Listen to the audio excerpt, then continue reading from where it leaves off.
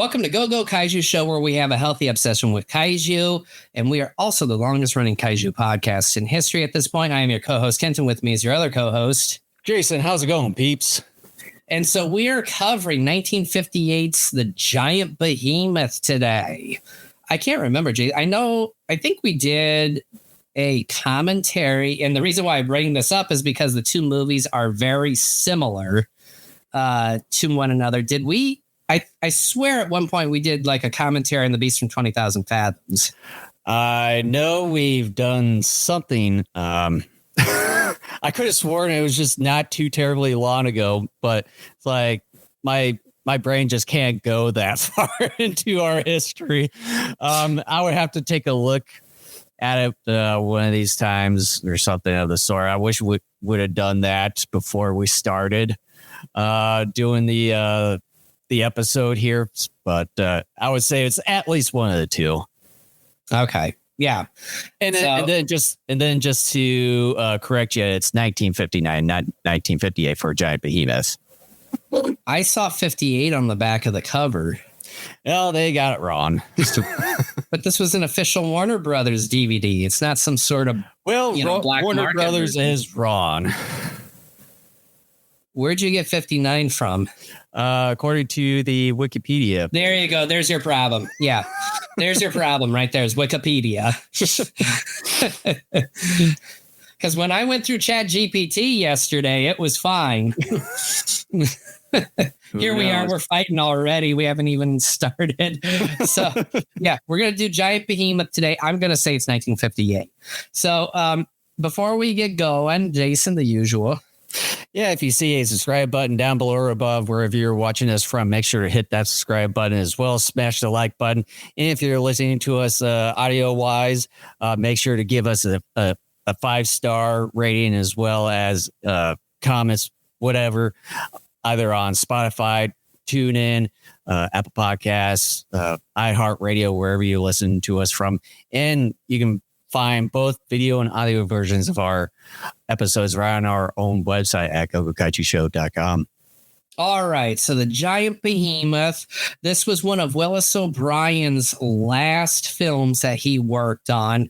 I don't know how hands-on he was with this project, considering there are, I think, 2 or 3 other guys that are also given credit for effects work on here. So like I said at the top of the show, this movie is very much is very similar to the I almost said The Giant Behemoth. This movie is almost it is very similar to The Giant Behemoth. It is because it's the exact same thing. Because it is The Giant Behemoth. It's very similar to 1953's The Beast from 20,000 Fathoms, who was also directed by this guy that directed this movie. Who is Eugene Laurie. There you go. What a coincidence. He made the same damn movie twice within a span of like 5 years. I think it's just like the Paul Gassery thing. Just about. Yeah. I mean, it's well, and here's the thing. Because you and I almost got into this and almost wasted some of our time by not having it recorded, where we were talking a little bit about this before we started the show, where you had said that, a lot of this movie, Eugene Lowry told his crew for this film to recycle a lot of what they did with Beast from 20,000 Fathoms in terms of the story. There, I think, is very much a very good reason for that. And that is, if you're paying attention to the beginning of this movie, the answer is right there in your face when it says Allied Artists Presents. Now, for those who are not familiar with sort of, kind of the 50s, late 40s throughout the 50s studio era history, studios like Allied Artists are subsidiary studios of larger studios. So Allied Artists was one of those subsidiary studios of Warner Brothers back in the day. Now, the reason why that is because, hey, after World War II, the United States had a huge economic boom because a lot of European countries owed us money through Lend-Lease Act. And then there just was also a lot of economic growth in the country. The soldiers came back. There was more construction going on, which meant more money flowing in. The creation of the middle class really became a big thing throughout the 50s. So there was a ton of money during the 50s. For those of us who are around during the 90s, think of it as something similar to the 90s, where there was just a huge economic boom during that decade. So what ended up happening with the studios here was that Warner Brothers was like, look, there's all this money and stuff. We could do more projects. However, we as a studio, like Warner Brothers proper, can't necessarily do that. Plus, we got this new demographic coming up. Eventually, the baby boomers are being born and are coming along. And so they're saying, okay, well, there was this big popularity in UFO/science fiction that came about in the late 40s due to the whole Roswell incident. And so science fiction kind of became a big thing. And then because of the Cold War starting up and having 2 bombs dropped in Hiroshima and Nagasaki towards the end of the war, obviously, not just war movies, but also science fiction movies dedicated to radioactivity and the consequences of using atomic weapons and just using radioactivity in general became a big genre or subgenre within, I don't know, science fiction or just in film in general.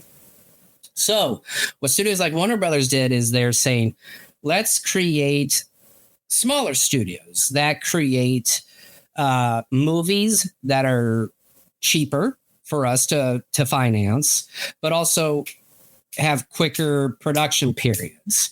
So what ended up happening with a lot of these studios was many sci-fi pictures, not all of them, but many of them got shifted over to these smaller studios like Allied Artists.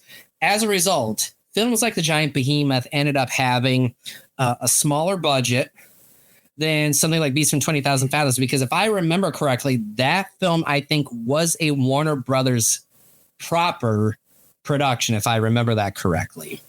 So a film like The Giant Behemoth did not get the same budget and production length and just overall talent like a Beast from 20,000 Fathoms.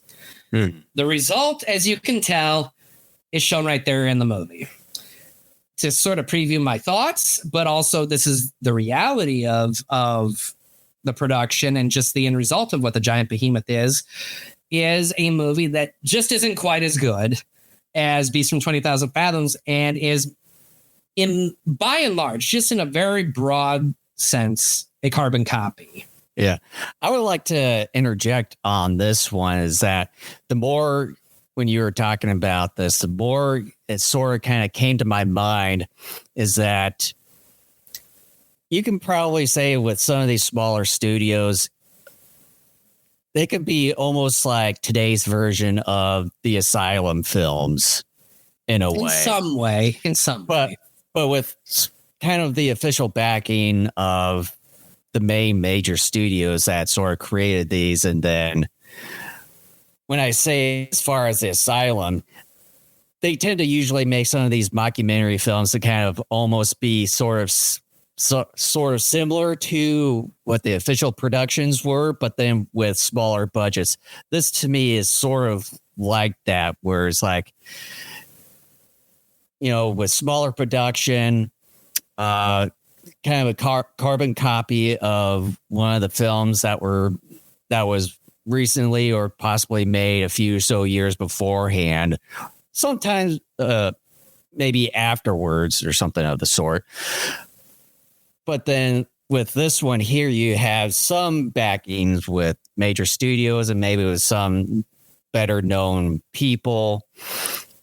Sometimes Asylum can sort of do that with bigger names and all that, but usually guys or, you know, actors that have their careers are kind of done. Yeah. And with Asylum Studios, they're not particularly known for being great films and cheaper effects and all that. And it sort of lines up with how The Giant Behemoth is. Yeah. The difference, I would say, you know, between like your example of Asylum and like a studio like Allied Artists is other than having some financial backing from a major studio and maybe using some better talent on occasion for a production, the biggest advantage a studio like Allied Artists had by being a subsidiary of a studio like Warner Brothers was that this film got distributed by Warner Brothers. And of course, Warner Brothers, obviously being the bigger studio, a film like Giant Behemoth, even though it was cheaper and was made quicker, got better distribution than a film like Asylum would. Yeah, that's sort of where I was getting at. Is like, it's sort of the same thing. However, they had, like with Allied, they had at least an official backing with a bigger studio. Yeah, and I find all of this very interesting just simply because I myself, and I think I've said it many times on this podcast before, I'm a huge fan of classic science fiction / monster films of the like 40s, 50s, and 60s. And so I have read some books on it, not entirely all the way through, but I have read some books where they kind of touch upon some of this stuff, but also just watching a lot of these old movies, I've realized, well, I've never heard of this studio before. And so sometimes I'll look it up or I'll read about it in one of the books that I'll read. And it's like, oh, well, that's why there's an Allied Artist, and why at some point down the road, like either in the late 60s, like anywhere from about as early as the early 60s to no later than the early 70s, a lot of these studios ended up kind of dying off because, well, the economy began to go down a little bit. So, yeah, like if you're into that sort of thing, if you're interested in not just like the history of like classic science fiction and monster films, but also kind of like how Hollywood studios were post World War II, books like Keep Watching the Skies, it's a 2-volume set, is like a good thing to pick up. It's like a ginormous encyclopedia of films that were produced from like the end of World War II up to the early 60s, I want to say, perhaps. I think that one covers more of the 50s than it does anything else. But there are good sections at the beginning of those books where it kind of tells about the history of like how all of this got jump started. So let's get into the Giant Behemoth as well. If you've seen Beast from 20,000 Fathoms, this is very similar to that. Mm-hmm. The synopsis of Giant Behemoth, I think, is a little bit simpler in that you get this marine biologist, Steve Carnes, played, I forget the actor's name. Gene Evans, I think. I thought it was Gene, but I wasn't sure. Because that's the director's name. I'm like, Eugene and Gene are like the same thing. Basically, he's a marine biologist. He's talking about these theories about radioactivity at the start of the movie. Then what ends up happening is weird occurrences are happening in various parts around England because this movie takes place mostly in England.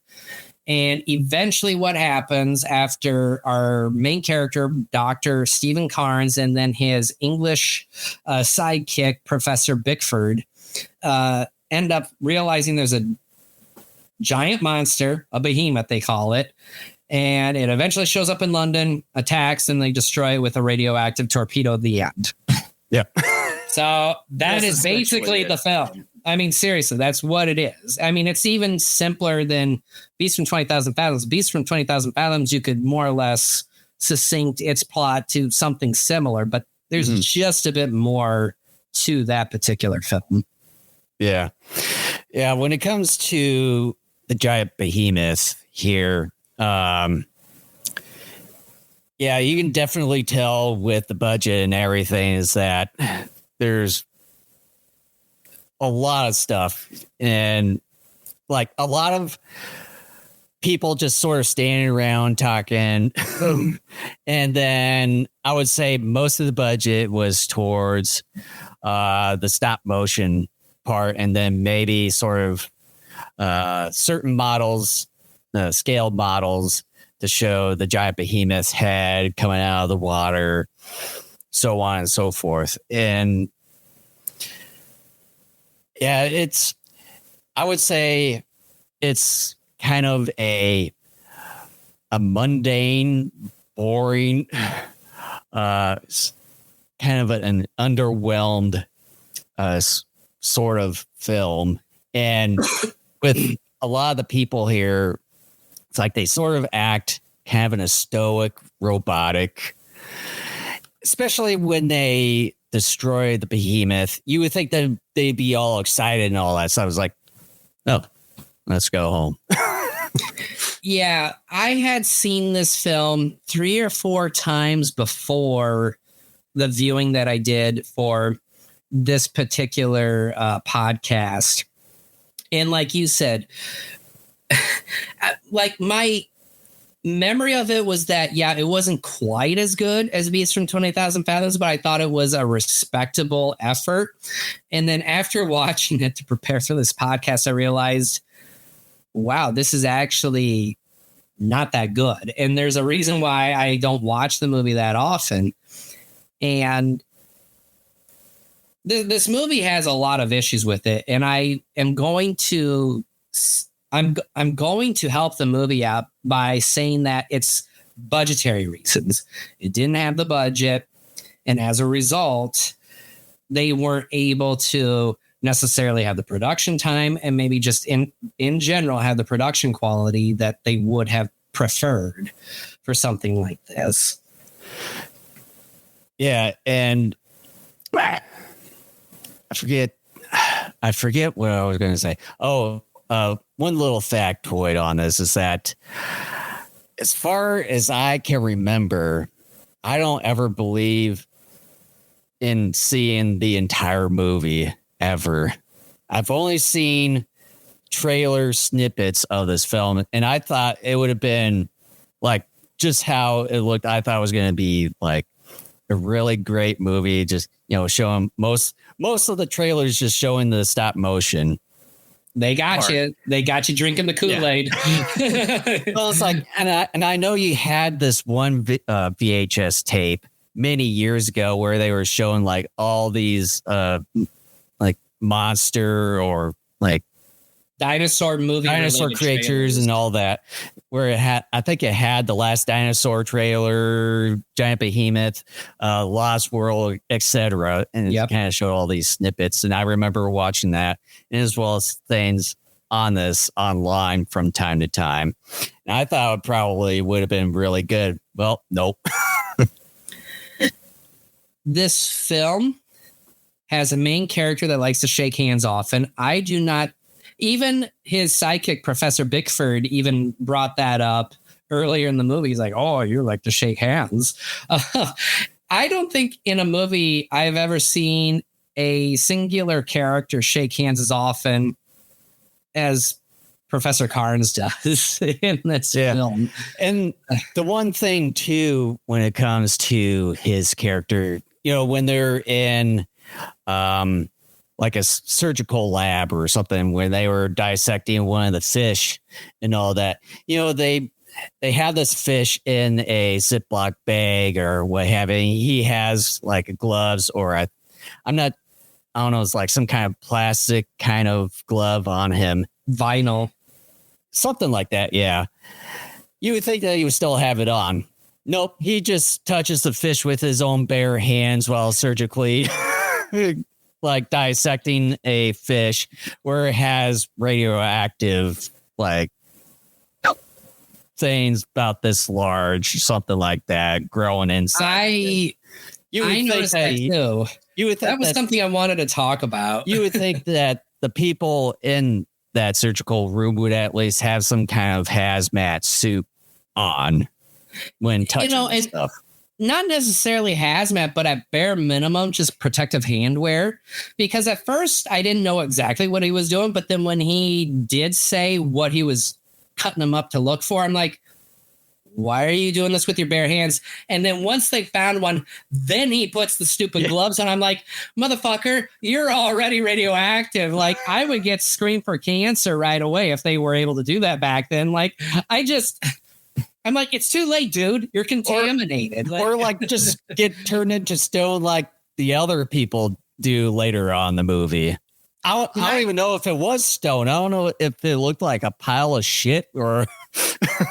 I want to say like at first I thought it was like one of the fish's organs, but then the way it looked, I'm like, that's too big. So I was wondering if it was like a cancerous like mass that was already forming in that fish. Something like that, because when they show the X-ray sheet on the thing, it sort of, I would say, kind of drives towards that as far as like kind of a cancerous mass.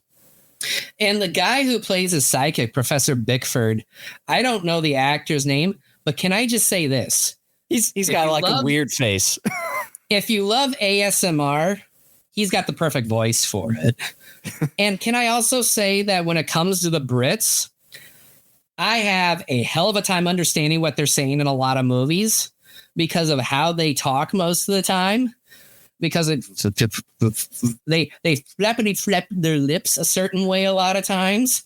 And it's hard for me to like pick up. Like I even turned the volume up really high on my TV at one point. I'm like, what is this dude even saying? And then I realized I was watching the Allied Artist Monster movie. I'm like, fuck, it doesn't matter anyway. Like, but yeah, it's just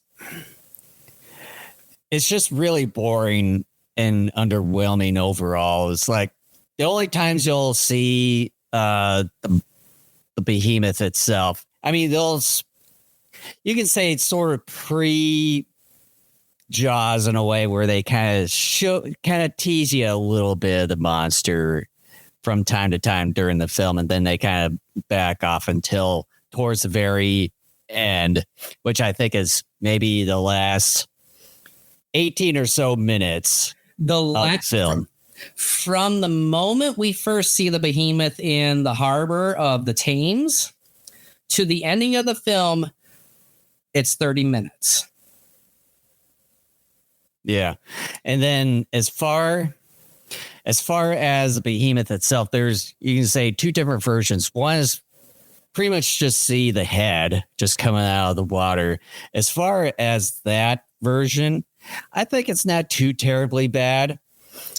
But I know from one of the drawings and stuff where they were showing it, like it's exactly like the beast from 20,000 Fathoms, like one of the drawings that they have there. But then you compare that with the giant behemoth. Just a sec here. It's like his neck is much longer compared to the drawing version of the like the 20,000 Fathoms beast version. It's like, I didn't verify this, but I am 100% confident when I say that drawing that they used is the exact drawing that they used to identify the Rhedosaurus in Beast from 20,000 Fathoms.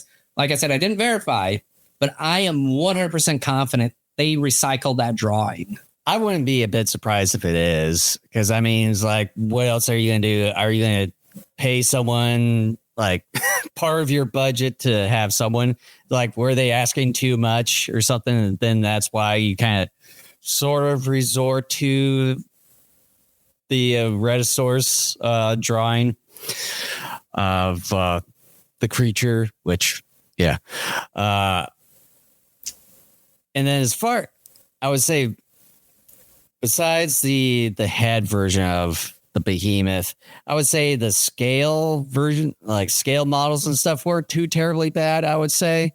And then the stop motion version of the behemoth, it's, I would say, moderately good, but it should have been smoothed out more. It doesn't, it's like you can definitely tell the the articulations and stuff. It just didn't quite fit well and didn't quite make things look believable in a way.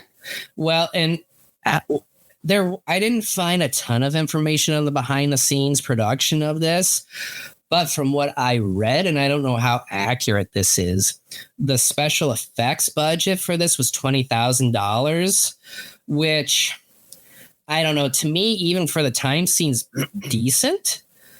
Considering you have the guy who's behind King Kong involved with this. I don't know, though. Like, I think, some of that may have been salaries of some of these guys, but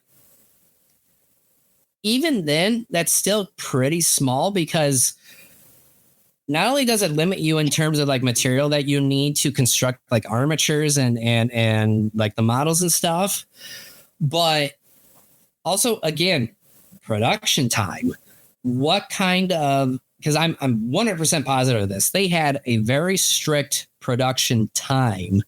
And so all of that comes into play because stop motion is very tedious and time consuming. Like on one of the Ray Harryhausen documentaries, and I have to go back and revisit it because it's been a while, he mentions somewhere in that documentary where it could take you a whole day to produce several seconds worth of like stop motion, like photography. Yeah. And it definitely shows within this movie because you can see at least 2 times where they reuse some of the same motion. It's more than that. The behemoth, like for instance, you kind of see one scene where he's sort of swaying his head up close, and then they'll go back to one scene, and then the next scene it'll show the exact same thing. So you can tell that it goes up to a certain amount, trying to reuse the exact same thing over and over again as much as possible, because you know that they didn't really do a whole lot because they knew that the stop motion stuff takes an enormous amount of time. The initial attack sequence of when Behemoth actually comes up on land, the car smash scene, they use that 3 times. Mm-hmm. And it's clear as day that it's the same shot. And like you said, the up close shots of its head just like weaving back and forth.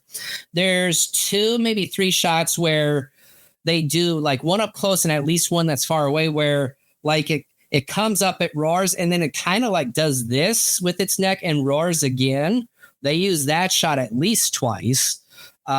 Yeah, like they recycled a lot of those initial shots during its first landfall attack. And then later on, when it's nighttime, I don't think they reused anything from that point forward, because the rest of that was all like original for those particular scenes. Mm-hmm. Yeah. And then when he emits the radiation, then turns a lot of people into, I don't know, probably stone or something of the sort. It's not stone. It's like what I would call like radioactive burns. Something like that. Yeah. You can definitely tell as far as it being a difference between a painting and an actual person. I think what they did is they took the film frame and I don't know if this is the correct term, but inverted the colors. It's like looking at actual like picture photography film. It has kind of that, I don't know, for lack of a better term, coloring to it. Well, not only just sort of freezing the frame to kind of make people look like stone or whatever it is, radioactive burn, that they'll tend to, paint over and kind of make it look like what they wanted to. Did you notice during its first attack sequence on that ferry, it is sort of a quick, it's there and you miss it type of shot.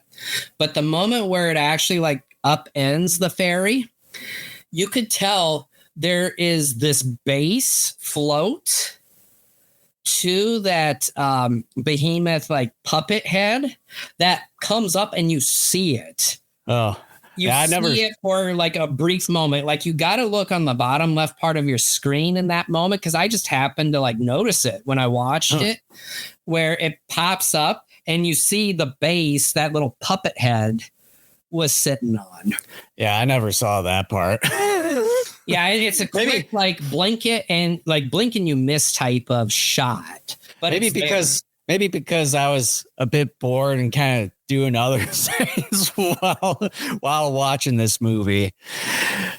I want to say one of the biggest sins of this film, and I can forgive this movie because it is a cheaper made film, and I have seen many of these films where they're cheaply made, and a lot of your good monster sequences don't come until the end of the film.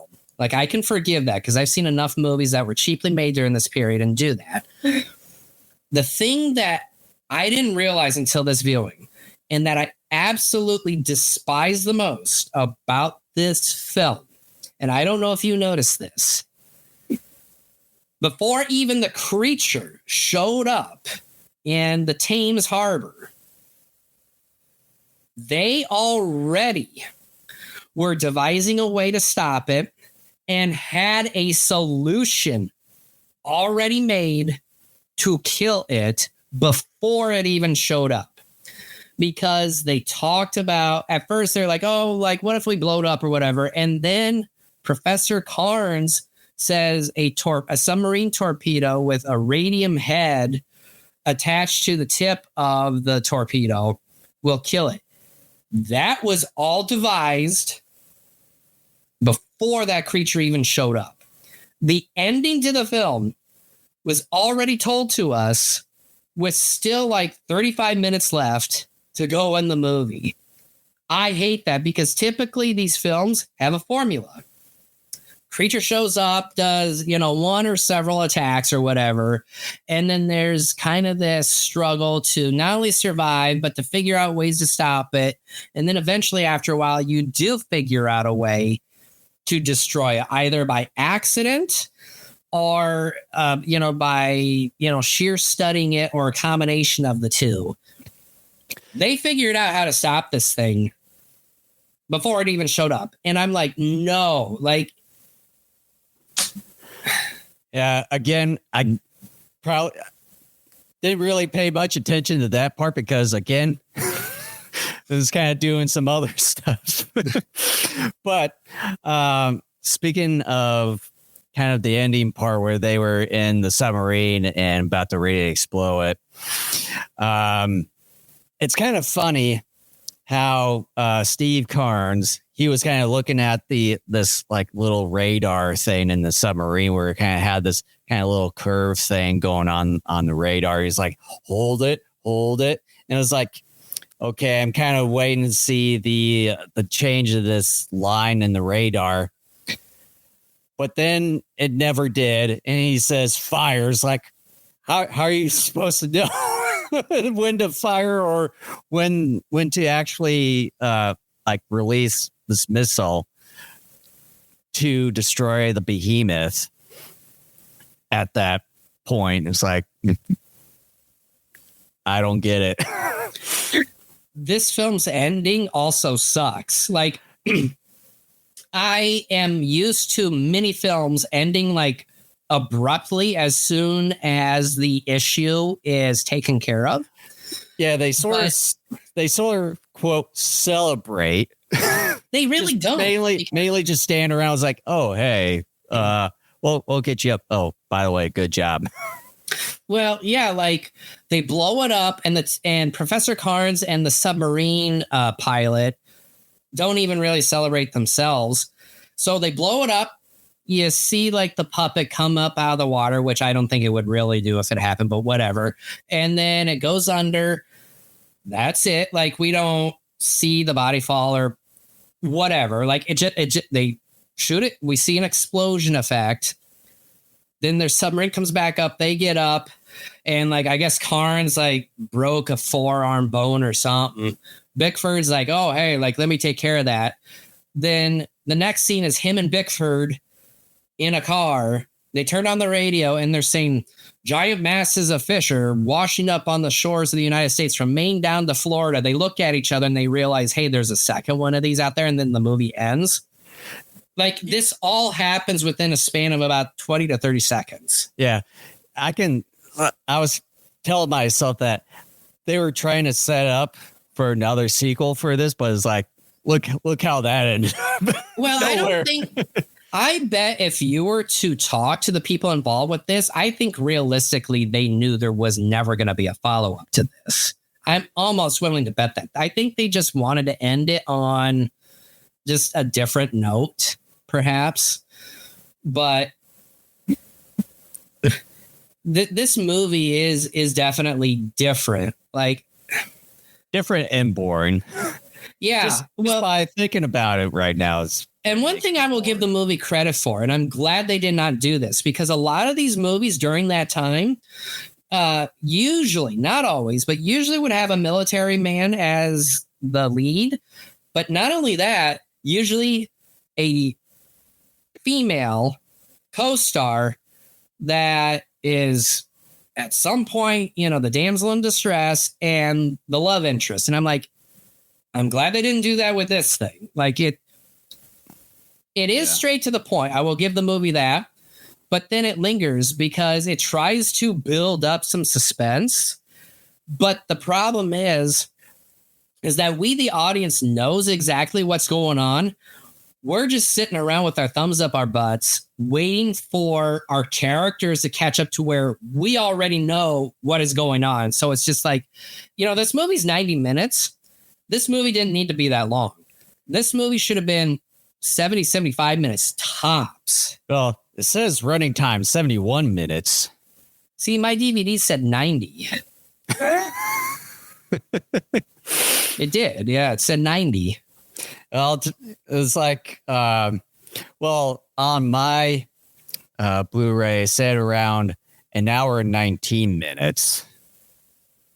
But I'm guessing that's with like all the, the warnings and all that. You know what? Actually, now that I think about it, it is like an hour 20, because I remember hitting the timestamp several times to kind of figure out, okay, when does the monster show up, etc. I do remember it saying like hour 19. So yeah, it's like an hour 20. That's still too long, actually, the more I think about it, because the way they approach the story to this, like we both have said, it's preposterous. It lingers. They figure out how to destroy the damn thing before we even actually see it. The creature itself doesn't show up until the 50-minute mark. It's the start of its big rampage on land doesn't start until the 1 hour mark. And like, there are elements from an aesthetic standpoint and from a story standpoint that I sort of like in the first half-ish hour of this movie. But then kind of once you get past that 30-minute mark, which is usually kind of around the end of your first act, things should pick up a little bit more. But this movie's like, nope, we're going to keep it in act 1 for like another 10, 15 minutes. And then we'll get into a quick act 2. Then we'll have sort of a prolonged act 3. Like your act 2, I don't know. Like, it's just, to me, it's sort of, like I said, it's pretty much like the Paul Gassery in Galgameth sort of thing, where you had the same exact guy that directed Paul Gassery make Galgameth on this. However, this time around, instead of the first movie being better than its carbon copy, like in Beast from 20,000, like, what was it? Here, let me rethink this. Instead of having the original being not inferior compared to the carbon copy, like in Paul Gassery and Galgameth, it's sort of the inversion. Well, yeah, and I would say what happened here is usually more of the norm than anything else, because a lot of people, well, the original's always the best. Because they've had how many solo Godzilla films, and there are many that still will say the 54 film is better. I'm not one of them, but just to let everyone know, just because this is my podcast, damn it. So, I mean, it's good, but there's other better ones. Even, well, as time goes on, it's going to get better. I mean, not always, but in some ways there's an element of truth to that. But yeah, there just isn't much to this movie. I mean, there just isn't, because most of the movie is spent we as the audience waiting for the cast of characters on screen to catch up to just figuring out what we already as an audience know. Yeah, pretty much like I said earlier on this episode, that all it is just stoic robotic people just staying around talking. Yeah, and I like how the movie opens. And like I said, I think the first anywhere from 15 to 30 minutes is actually pretty decent, if not good. But then I would say it starts to drag out. Like I said, I think this movie has a weird pacing issue because I swear Act 1 probably lasts 10 to 15 minutes longer than it should. Then they have a real tiny second act and then the third act. But even then, that third act has elements of a second act in order to linger, because maybe they're trying to extend the movie on purpose to give it a solo theatrical release. Because my understanding was, unlike other films of the period, this was not a double bill, because usually, not always, but films that are usually double bill tend to be anywhere from like an hour to an hour 10-ish in length. Mm-hmm. And this is just beyond that. So maybe they're just like, hey, let's figure out a way to make this thing a tad longer. I don't know. Like, I'm blowing smoke up my butt, but probably. Who knows? But yeah, just even talking about it is just making me bored. there just isn't much to it. I mean, it's just, to me, like, I feel for Willis O'Brien, because that guy post King Kong, his career unfortunately like got dunked on pretty hard, pretty quick. And I don't want to, first of all, I don't have all the information that I used to have at one point, so I would need time. But my understanding was like he was the original like idea man behind King Kong versus Frankenstein's monster, where Frankenstein's monster was built out of various animals, which then ended up being King Kong versus Godzilla. And O'Brien never got actual credit or money or anything off of that idea. And then like he had a very torturous, depressing ending to his career and his life.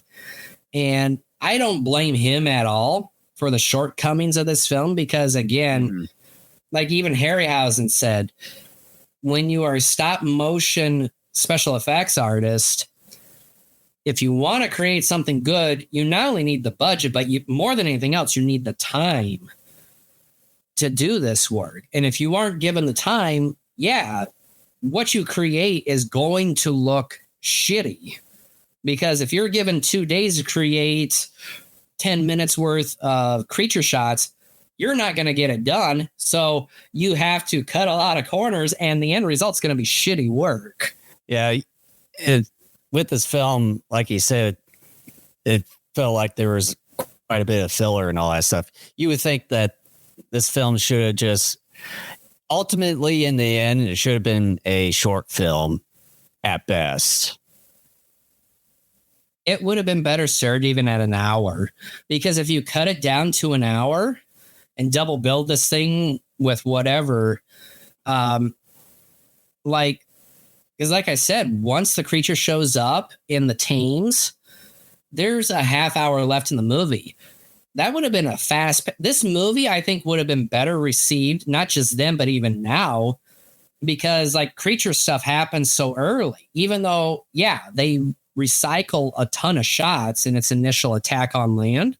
A lot of people, I think, would be a little bit more forgiving of that, because it's like, hey, it's an hour. The creature shows up after 30 minutes. Like, because again, like we say with a lot of these films, we come here for the creature and its rampage and any fights these creatures may have with each other. That's what we're here for.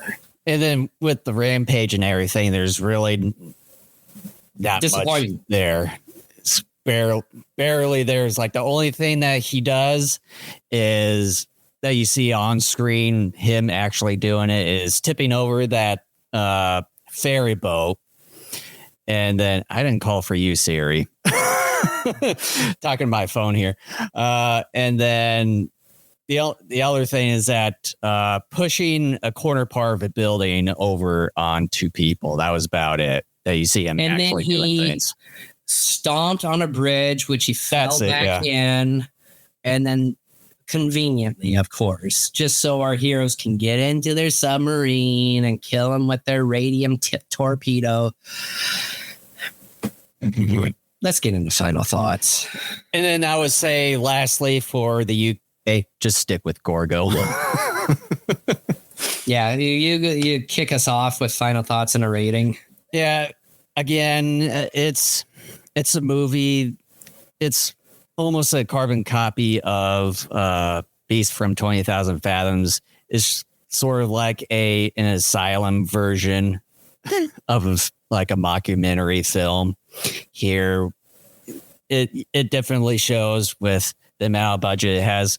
According from what I've seen, it was about $750,000 back then. And let me do some inflation calculation here.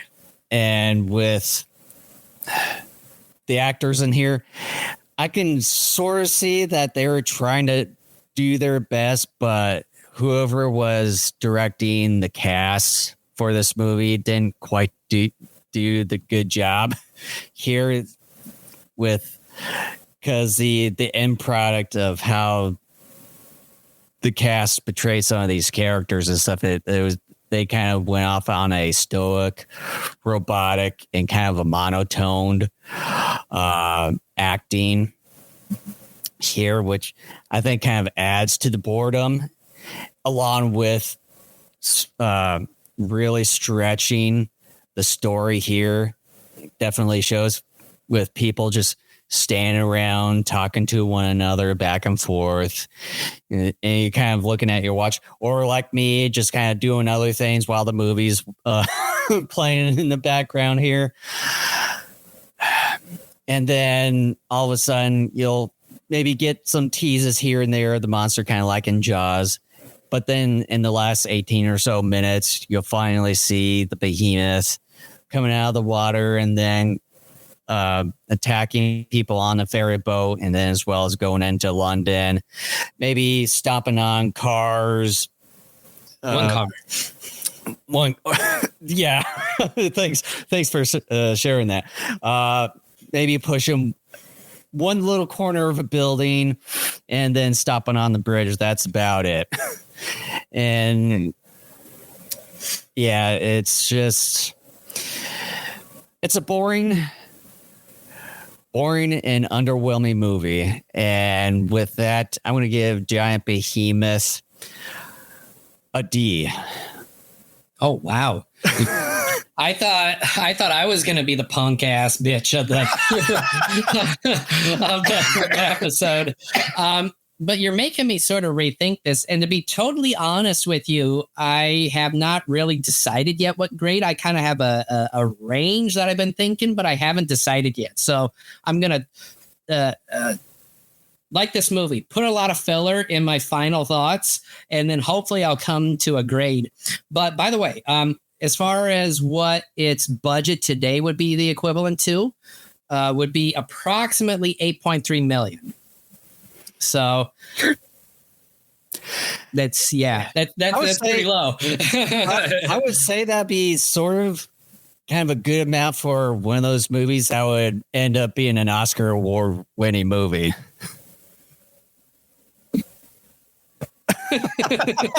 I'm not saying that this is Oscar worthy. What are you trying to say? You just gave the movie a D. I'm just saying it's sort of kind of the equivalent amount of money for films that would sort of end up as an Oscar quality type of movie. Okay, with that. Okay. Yes, just get onto your review. Like I said, kind of in the early stages of our discussion here, I had seen this movie 3 or 4 times before, and my memories of it were that, yes, it was not as good as Beast from 20,000 Fathoms, but I thought it was still good enough that it was a respectable sort of, for lack of a better term, carbon copy of that same film. After watching this and paying closer attention and having seen the movie for the first time in anywhere from like 2 to 3 years, I realized this is not even a respectable carbon copy of a film, of a film that was made previously. Giant Behemoth is a bore, as both of us, and more specifically Jason, has outright said throughout the course of this discussion. And yes. I think that's why he gave the movie a D, because I think he absolutely fucking hates this film. Not compared to Shin Kamen Rider. We just discussed that like don't remind me. This film is better than that. I will say that. If we're comparing these two films, Giant Behemoth is an A++. Yes. But anyways, Giant Behemoth is a bore of a film. It's a film, though, that I think sort of the first 20 to 30 minutes is interesting. I think it sets up, like most films of this type during this period, is normal. You know, it kicks things off in a way that, hey, there's this mystery and stuff, even though, yes, with a lot of these films of the time period, we, the audience, knows what's coming, but we're waiting for the characters to catch up. This film not only starts off quicker in that regard, it's one of those few films where it just, boom, you know, throws you right into kind of what we're getting at. But the problem is that for whatever reason, the filmmakers here decided to really pad it out. That's something that most other films from this genre at that time typically did not do. With that being said, the actors are fine. Oh, one thing I wanted to discuss that we didn't was the paleontologist dude. When they come to him asking him about the creature, the Paleosaurus, and he's this weird fucker. I know. He has these weird eyes. Well, and the way he kind of moves his lips in a way. He's like, I was always waiting for this to happen. I knew the creatures were alive. And like he goes off from being this respectable paleontologist to this conspiracy motherfucker.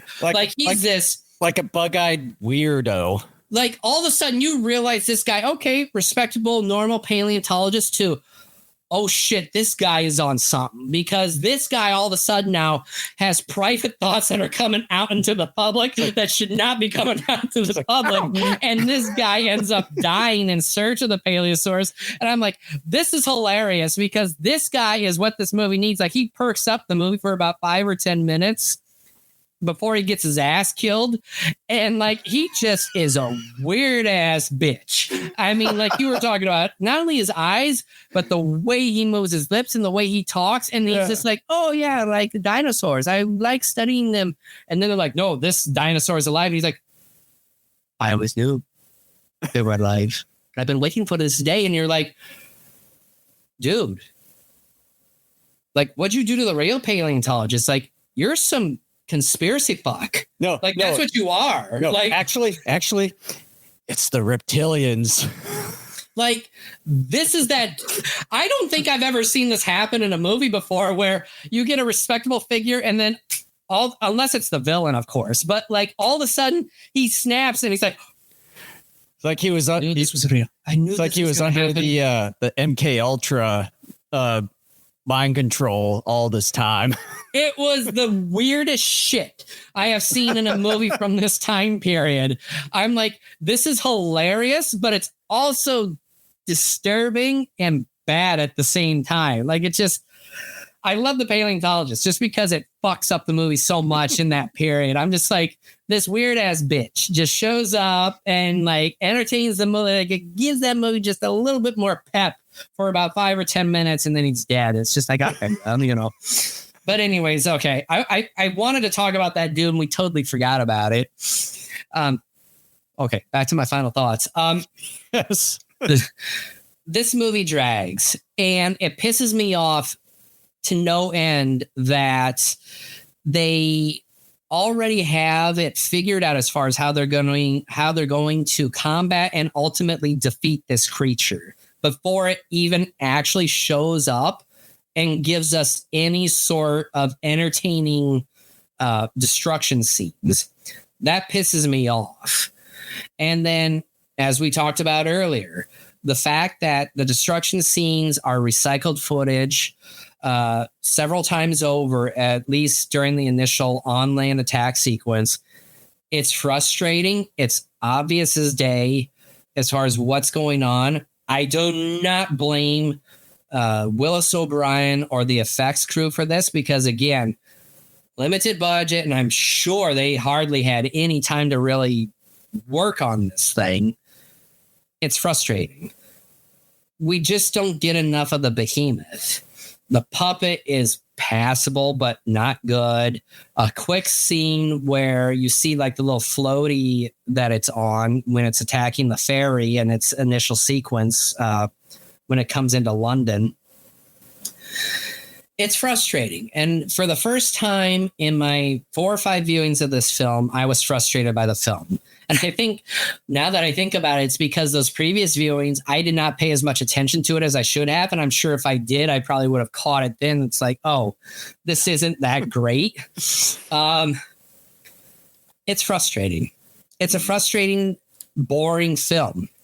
Yeah. And I would suggest, since this by and large is a similar film to Beast from 20,000 Fathoms, unless you are like me and you are a hardcore completionist and enthusiast of sci-fi monster movies of yesteryear, I would skip it entirely. I wouldn't even bother with it, because Beast from 20,000 Fathoms is better written.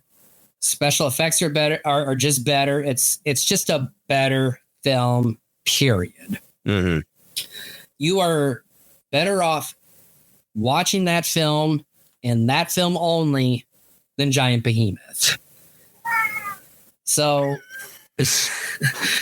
yeah, I know. I'm sorry to I heard the car. My cat's agonizing over it. Either that or he's seconding my opinion on Beast. Or it's like, damn it, don't say it. Don't say it anymore. With that being said, what grade am I going to give this film? You know what? I kept thinking I was going to give this film a C-. I'm going to give it a D+. I'm giving it a D+ because, like I said, I think the first 20 to 30 minutes are pretty decent, if not good. And a few of the effect sequences later on in the movie, I think, are decent enough. But by and large, this is a dull film. This is a movie that I definitely will not be watching again anytime soon. There seems to be a pattern with that in our recent podcasts here. There's going to be a long while. If I didn't see it for 39 years, I could probably deal without watching it for another 39 if I and it saddens me. I mean, I know there was a lot of schlock made during this time and the years that come after, but there's some schlock that, yeah, it's bad effects and stuff, and it's stupid, but it's entertaining. This isn't even entertaining by and large. So, as I've stated for years on this podcast, the biggest sin a movie can commit is not being entertaining. This is pretty close to being what I would call a bore fest. Mm-hmm. So I'm giving it a D+. All right. So that kind of pretty much ends it right there. Thanks for watching another episode of the Kaiju Show. And again, go ahead. Well, in just a couple of weeks, and I almost wore the shirt for it on this podcast. I'm like, no, wait a minute, I need to save that. We are going to cover Jurassic World Rebirth. It will be our first Jurassic Park /World discussion that we have done for this podcast. I am super excited. I bought my tickets about a week ago. I am seeing it the morning of July 2nd. I'm looking forward to this sucker. I bet you are. This film, from what I'm hearing, is actually going to be pretty good. Well, Gareth Edwards, man, I've been defending that guy for years. Well, I mean, he's done a pretty good job not only on the 2014 Godzilla film, but he did a damn good job as far as Rogue One Star Wars. Although I've heard someone may have come in and like finished direct. I don't know how true that is, but I'm giving him credit for Rogue One, my favorite Star Wars movie thus far. And I don't know if you've seen this movie, The Creator. Yeah, that one too. Although I have not seen that one, I've seen the trailers and it's good stuff. It's good, but that had a. Oh gosh, I just had to remember what the budget was. But it was low. It's lower than Rebirth. The effects look terrific. The story is like it's a good film. To me, when I saw the trailers for that one, it sort of reminded me a little bit of Oblivion in a way, with kind of like the dystopian and all that sort of stuff. But anyways, if you see a subscribe button down below or above, wherever you're watching us from, YouTube, Rumble, whichever, make sure to hit that subscribe button as well. Smash the like button. And if you're listening to the audio versions of our episodes on Spotify, TuneIn, iHeartRadio, Apple Podcasts, make sure to give us a 5-star rating. And you can also find both video and audio versions of our episodes on our own website at GoGoKaijuShow.com. Can I just say too, like, even if you don't listen to us that often because you hate us or find us annoying or whatever, we're not asking for much from everybody. We're just asking for subscriptions and like 5-star reviews where possible. We don't ask for money. There are so many podcasts out there, even YouTube type podcasts, where people have advertisements and or are asking for money. We don't do that. Everything, we don't even have a Patreon. We don't even have a donation button or anything. We don't ask a single penny from you guys or anybody else. And I think we've mentioned about this before in the past, I'm certain of it, is that we pretty much started this podcast off mainly just as a hobby in a way. Yeah. And this is kind of for us, first and foremost. Yes, we're selfish. Get over it. We're as human beings, we're all selfish. But could we make some money off of this? Maybe if we tried harder, sure. But like maybe a little bit more better equipment or something. Well, and if we decided like to actually like maybe act more professionally too, but when you pit us against one another and stuff, that's probably not going to happen. From what we've experienced between one another over the last close to 40 years. This is a hobby and a simple love for us. And we do this not just for ourselves first and foremost, but for everybody out there. We do it as entertainment first and foremost. And I know there are kaiju podcasts out there that ask you for donations or ask you to subscribe to a Patreon and or have commercials attached to them. I know this because I do listen and pay attention to some other podcasts out there that are within the realm of what we do. We don't do any of that. All we ask is for subscriptions, high ratings where possible, and just word of mouth, like telling your friends about us, because this is a hobby for us. We've been doing this for 15, 16 years now. 15 years, yeah. We have never asked for money. And if we've gone this long without ever asking for money or done advertisements, I don't think we ever will do it. So that's all we ask from you guys. And it takes you guys no more than a few seconds to do any of that. I would say. So please just consider it as our like donation to us. Subscribe and give us thumbs up, 5 stars, etc. That's all we ask. I would say this entire podcast would not be possible without pretty much me. I'm the one that's kind of up. I was about to say funding for this podcast has been provided by Jason and by Jason as well. Like that's what it is. Like pretty much this guy's the one is the fattest lazy one. But he's the only one that's kind of has the most knowledge between the two. I'm the brain, he's the muscle. Yeah. Whichever way the finger. He's the muscle in terms of doing the grunt work. I bring the knowledge. I know I've said this before. I used to be better at the whole knowledge things, but I kind of quit giving a fuck a little while ago. So part of it was just because I had kids and I still have kids. So I'm like, I don't quite have the time that I used to have to like sit there and like read and write notes and shit.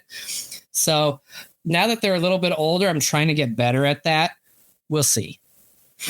At least you're getting a little bit better as far as getting around to exercising and all that nowadays. So yeah, I've lost 12 pounds since the start of the year. I'm in better shape. This guy over, I keep forgetting which way to point. this guy over here started drinking booze again. So well, that's just the 4 times now I was on vacation, and I haven't drank since. So whatever. I only still have this. So this is and this is funny because Jason doesn't even know about this. This is my first sugary soda that I've had in about 3.5 months.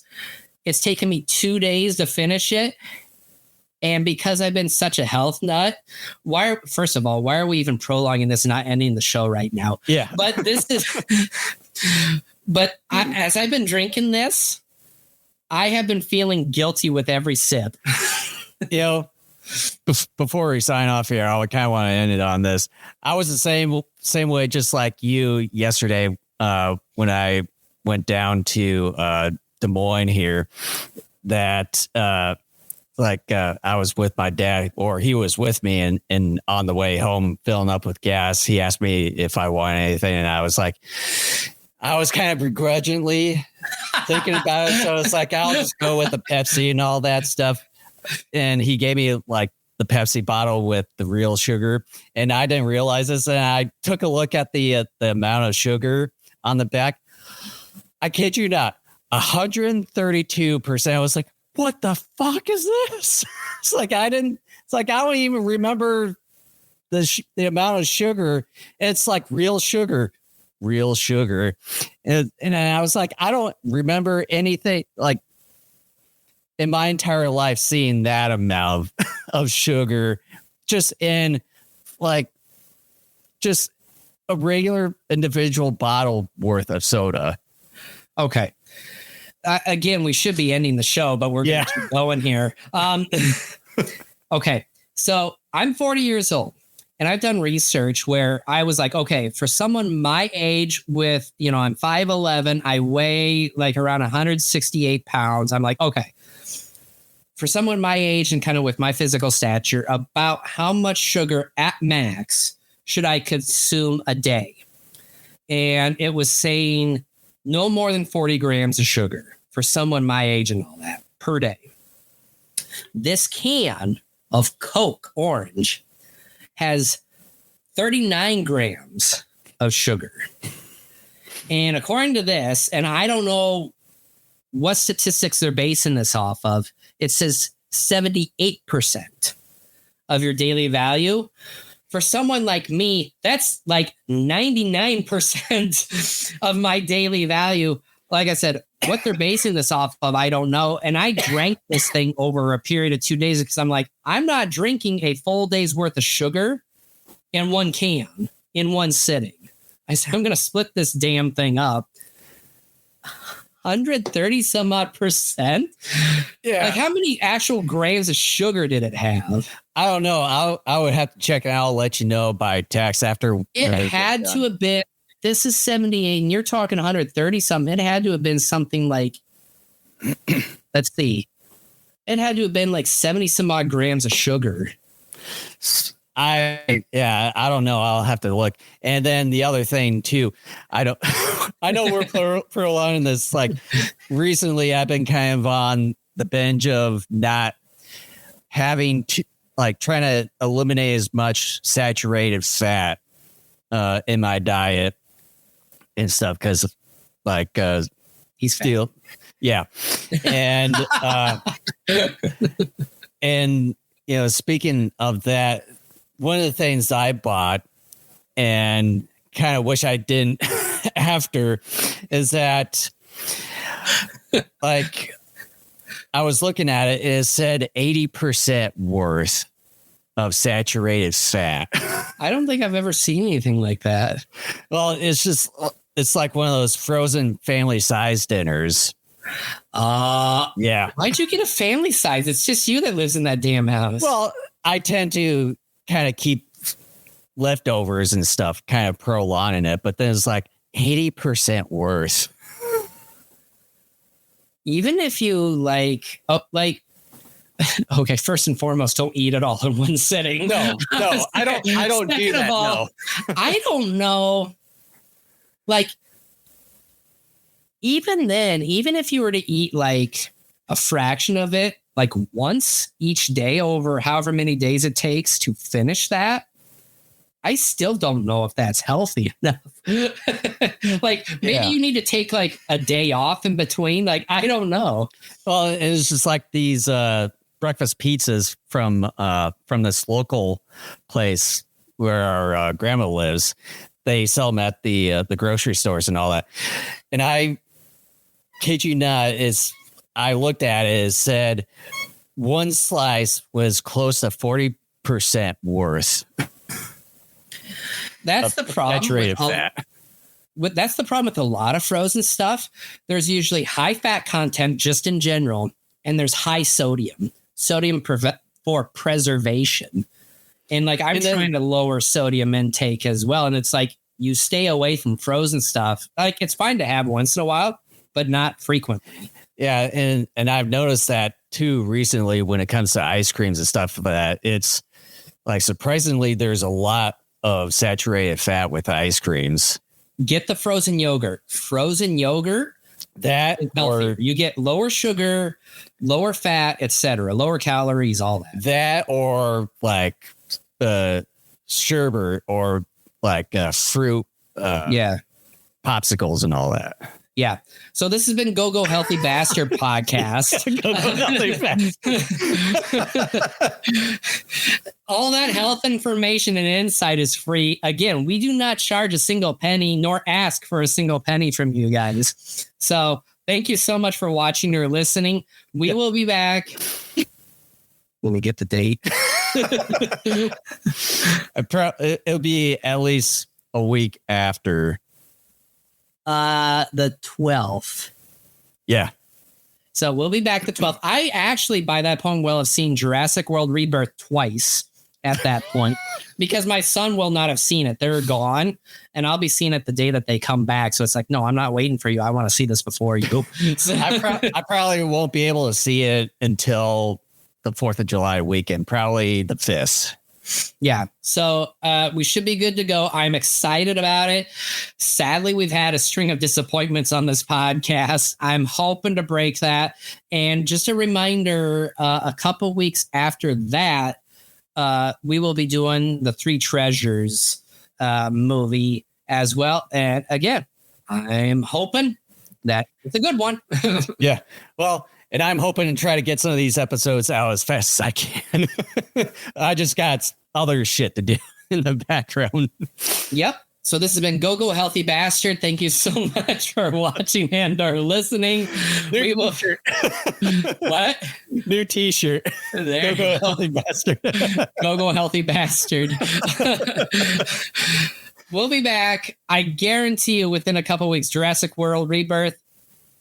Gonna be a good show. I know it's going to be a good movie. Looking forward to it. We'll catch everyone then. All right. Well, see you guys next time.